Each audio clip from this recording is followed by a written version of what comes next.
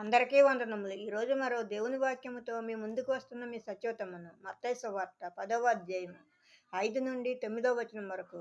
యేసు ఆ 12 మందిని పంపుచు వారిని చూసి వారికి ఆజ్ఞాపించినదేమనగా, మీరు అన్యజనుల దారిలోనికి వెళ్ళకుడి, సమరయుల ఏ పట్టణంలోనైనను ప్రవేశింపకుడి, కానీ ఇశ్రాయేలు వంశంలోని నశించిన గొర్రెల యొద్దకే వెళ్ళుడి.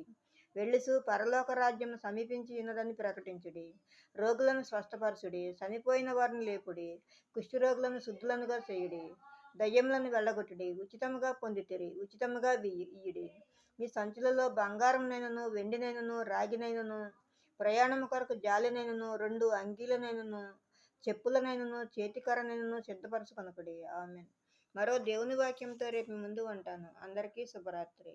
మన ప్రభువును ప్రియరక్షకుడైన యేసుక్రీస్తు కృప, కాపుదల, రక్షణ, ఆశీర్వాదము మనందరికీ ఇప్పుడు ఎప్పుడు సదాకాలము తోడై ఉండును గాక. ఆమేన్. ఆమేన్.